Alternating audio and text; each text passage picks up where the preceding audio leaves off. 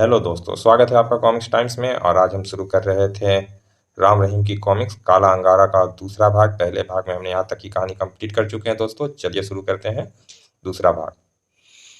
एक बार फिर राम के हाथ में तलवार चमक उठी, लेकिन जैसे ही उसने वार किया, हा हा हा, गुर गुर, फिर इससे पहले कि राम संभल पाता, ठाक, उफ, धप, हो, राम ने बड़ी तेजी से अपने होश दुरुस्त किए और टोप हाथ में लिया। अगले ही पल सर, टोप सीधा एक लाल पोशाक के सिर पर जा गिरा। फिर राम ने जैसे ही एक विशेष अंदाज में रस्सी को झटका दिया, खचाक हैं, दूसरा झटका देते ही जब टोप राम के हाथ में था। क्यों दोस्तों, कैसी रही? खत्म कर दो इस कुत्ते को, गुर्र गुर्र। और प्यारे, मैं भी तैयार हूं। फिर जैसे ही वे राम के निकट पहुंचे, वह दौड़ता हुआ पास के पेड़ पर इस तरह चढ़ गया मानो समतल सड़क पर चल रहा हो। हैं, ओह, अरे! काफी ऊपर पहुंचकर राम ने हद में कलाबाजी खाई। फिर हवा में ही उसके दोनों पैर आपस में टकराए और दोनों सूज से त्रिशूलनुमा छुरियां बाहर निकल आई। ठाक, सिक। और जब उसके दोनों पैर दो व्यक्तियों के सीने से टकराए तो उन छुरियों ने उनका सीना चक करके रख दिया। अब तुम दोनों का क्या विचार है? जान बचाकर भागना पसंद करोगे या अभी बताते हैं? और सिंगार। अगले ही पल राम उनकी मनसा भांप नहीं पाया था, अतः धड़ाक, उफ, धप, ओह! उन दोनों ने इस बार राम को संभलने का अवसर नहीं दिया। अब हम तुम्हें बिना जहाज के आकाश की सैर कराएंगे, पूरा फंसे। फिर इससे पहले कि राम उनके फंदे से छूटने का कोई उपाय कर पाता, उन्होंने उसे आकाश में उछाल दिया। सर, हो, अब तो जो कुछ करना है हवा में ही करना होगा। अगले ही पल उसके हाथ में कई छुरियां चमक उठी। हवा में कलाबाजी खाकर वह सीधा हुआ और सर, उसका फुर्तीला निशाना अचूक था। खच धुप दुश्मनों से पीछा छुड़ाकर बिना समय बर्बाद किए वो पुनः आगे बढ़ चला। अब देखना है अंगारा ने मेरे स्वागत के लिए और क्या क्या प्रबंध किए हैं। मार्ग में उसे कई जगह घेर कर मारने की प्रयास किया गया। खत्म कर दो इसे, मारो मारो, इनके लिए यह तो दस्ती बम ही काफी रहेंगे। और राम काला अंगारा के सभी चक्रव्यूह बड़ाम बड़ाम, ओ, वह घेरे को तोड़ता हुआ खचाक आई, धप, सिर, खचाक खचाक, सकुशल पहाड़ के निकट पहुंचने में सफल हो गया। बाबा अजीत पाल के कहे अनुसार इस पहाड़ के पीछे ही काला अंगारा का किला है। अगले ही पल वह लंगूर की तरह छलांगे लगाता हुआ पहाड़ पर चढ़ता दिखाई दे रहा था। लेकिन पहाड़ के ऊपर भी उसके स्वागत का पूरा प्रबंध था। सावधान शिकार आ पहुंचा है। और जैसे ही राम ऊपर पहुंचा, खबरदार, तुम्हारी भलाई इसी में है कि हाथ ऊपर उठाकर चुपचाप हमारे आदेश का पालन करो। और फिर फंस गया। इनके हाथों में गन है, अतः आत्मसमर्पण करना ही उचित होगा। राम द्वारा आत्मसमर्पण करने पर वे उसे लेकर एक तरफ चल पड़े। फिर शीघ्र ही वे एक पक्के मार्ग से नीचे उतर रहे थे। लगता है अब जल्दी ही काला अंगारा के सामना होगा।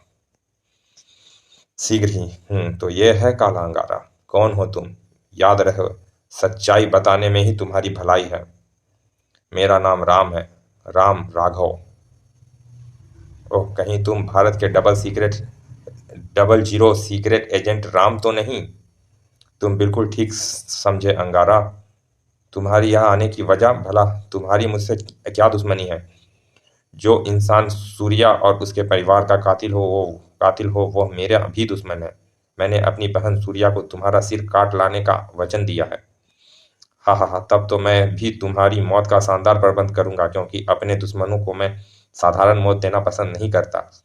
राक्षस रक्षकों, इसे 7 नंबर की सूली पर लटका दो और नीचे कंटीला जाली बिछा दो। तुरंत अंगारा के आदेश का पालन हुआ। मेरे नादान दुश्मन, अब मैं चक्रों से तुम्हारे बंधन काटूंगा और तुम कांटों की जाली पर गिरकर हमेशा हमेशा के लिए अपना सुंदर शरीर त्याग दोगे। हा हा हा हा। राम विवश था। अंगारा ने चक्र फेंका और राम सचमुच अपने राम को पुकार उठा, हे राम, मदद कर सर। और मानो राम ने राम की पुकार सुन ली, क्योंकि ठीक तभी वहां हवा में प्रकट हुआ था अजीत पाल। फिर उधर चक्र ने रस्सी को काटा, खच, और उधर कांटेदार जाली की और गिरते राम को बूढ़ा अजीत पाल ने हवा में ही थाम लिया और उसे लिए हवा में कलाबाजी खाता जाली के पार करता हुआ सकुशल पहुंच गया धरती पर। और यह कमबख्त अजित पाल फिर यहाँ आ पहुंचा। तुम लोग उस बूढ़े को सबक सिखाओ, मैं राम की अकल ठिकाने लगाता हूँ। जो आज्ञा मास्टर। तभी मैदान में खड़े अंगारा के अन्य रक्षक भी राम और अजित पाल की ओर लपके। खत्म कर दो इन्हें, मारो मारो, ठहरो, ये मेरे शिकार हैं, इनसे मैं ही निपटूंगा। लेकिन सब पीछे हट गए। तब अंगारा व उसके 5 अंगरक्षक भयानक अंदाज में राम और अजित पाल की ओर बढ़े। बेटे, तुम अंगारा को संभालो, मैं इसके अंगरक्षकों को संभालता हूँ। चाहे तो तुम यह तलवार रख लो। नहीं बाबा, तलवार आप ही रखें। अंगारा के लिए मेरे दोनों हाथ और आपकी दी वस्तु ही काफी है। उधर बूढ़ा अंगरक्षकों पर कहर बनकर टूट पड़ा। खचाक धुप ओ।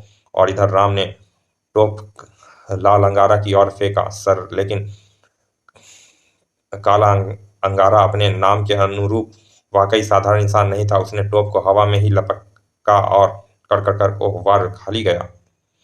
लेकिन अंगारा के हरकतों में आने से पहले ही राम ने हवा में उछाल भरी और धड़ाक आ।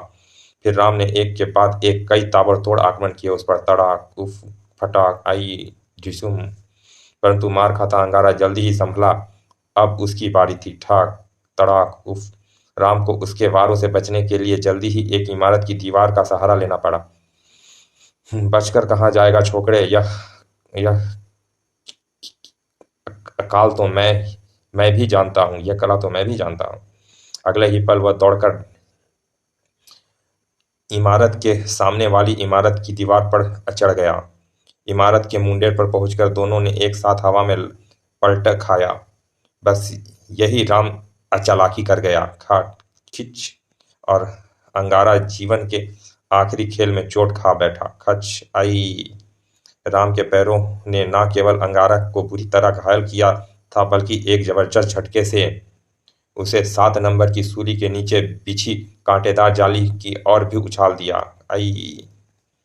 अंगारा कांटों वाली जाली पर गिरकर दर्दनाक कर उठा।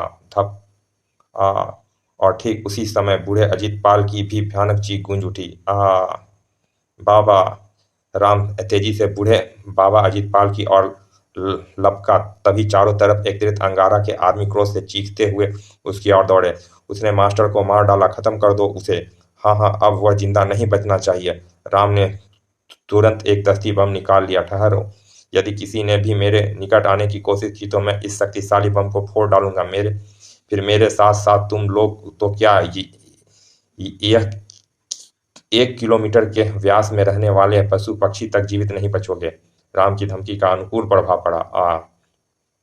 और अंगारा के साथियों के कदम जहां के तहां रुक गए। लेकिन तभी, ओह मास्टर जिंदा है। हाँ, अब इस छोकरे की खैर नहीं। अंगारा ने दूर से राम पर छलांग लगाई। राम फुर्ती से जमीन पर लेट गया और जैसे ही अंगारा उसके ऊपर पहुंचा, आई, उसने उसके अपने पैरों के बल अपने अपने सिर के पीछे की ओर उछाल दिया। आई।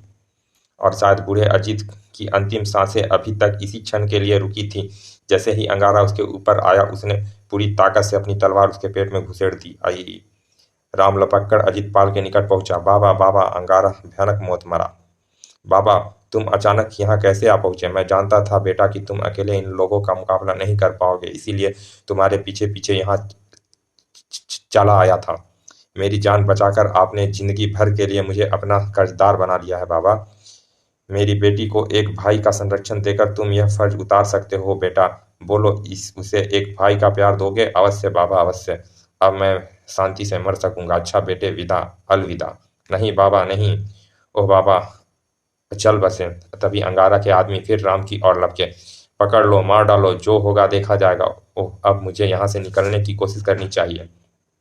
उसने फौरन 2-4 धुएं के बम निकाले और उन्हें आसपास पटक दिया। धड़ाम धड़ाम। पलक झपकते ही चारों तरफ गाढ़ा धुआं फैल गया। फिर राम समेत सभी उसमें खो गए। ओह, कुछ दिखाई नहीं दे रहा। खो खो मेरी आंखें जल रही है। और जब कुछ देर बाद धुआं छटा तो अंगारा के आदमी बुरी तरह चौंक उठे। अरे, वह कहाँ गायब हो गया? लगता है धुएं का फायदा उठाकर भाग निकला। अरे वे देखो, मास्टर का सिर भी गायब है। जरूर वही काट ले गया होगा। उधर किले से निकल राम जब पहाड़ी पार कर दूसरी ओर पहुंचा, ओह घोड़ा, अगले ही पल वह घोड़े पर सवार हुआ और घाटी की ओर चल पड़ा। शायद यह बाबा का घोड़ा है, ईश्वर उनकी आत्मा को शांति प्रदान करे। इस घड़ी में उनका घोड़ा भी मेरे काम आ गया। घाटी में पहुंचकर उसने कोयल को अपने साथ लिया और जीरो लैंड की ओर चल पड़ा। मार्ग में राम ने कोयल को सारी घटना व उसके पिता की मृत्यु के बारे में बता दिया और जीरो लैंड पहुंचकर वह सीधा हॉस्पिटल पहुंचा। देखो सूर्य, मैं अंगारा का सिर ले आया हूँ। ओह, तुम महान हो भैया, अब मैं शांति से मर सकूंगी। यह तुम क्या कह रही हो बहन? लेकिन सूर्या ने मानो उसकी बात सुनी ही न थी। वह अपनी ही रो में बोलती चली गई। ईश्वर से मेरी यही प्रार्थना है कि वह हर जन्म में मुझे तुम्हारी बहन के रूप में जन्म दे। विदा मेरे भाइयों, अलविदा। नहीं बहन नहीं, तुम हमें इस तरह छोड़कर नहीं जा सकती। लेकिन सूर्या की गर्दन एक तरफ लुढ़क गई। ओह, तुम भी हमें छोड़कर चली गई बहन। सुबह सुबह अगले दिन राम रहीम ने अपने हाथों से सूर्या का चिता को अग्नि दी। और जब राम रहीम सूर्या का अंतिम संस्कार व क्रियाक्रम करके कोयल के साथ वापस हिंदुस्तान लौट रहे थे, तो जीरोलैंड के राजा जाकोबा जाकोबा बांधा ने एक आश्चर्यजनक निर्णय लेते हुए वहां का कानून और न्याय का प्रावधान सेना और अदालत के ऊपर छोड़ दिया, जिससे अंगारा व कालका जैसा नृशंस अपराधी तुरंत धरपकड़ आरंभ हो गई उनकी तुरंत धरपकड़ आरंभ हो गई। जबकि राम रहीम के साथ साथ कोयल के चेहरे पर भी गहरी उदासी छाई हुई थी। समाप्त। चलिए दोस्तों, यह कॉमिक्स यहाँ समाप्त होती है। मिलते हैं फिर ऐसे किसी अच्छे से कॉमिक्स के अच्छे से भाग में। और अभी तक आपने हमारे चैनल को सब्सक्राइब नहीं किया दोस्तों, तो प्लीज़ सब्सक्राइब कर दें, ताकि हम आपके लिए ऐसे ही अच्छी अच्छी कॉमिक्स प्रस्तुत करते रहें और आप इंजॉय करते रहें। चलिए फिर मिलते हैं। और अभी तक आपने लाइक नहीं किया दोस्तों, तो प्लीज़ लाइक करते हैं। चलिए मिलते हैं, तब तक के लिए धन्यवाद। विदा।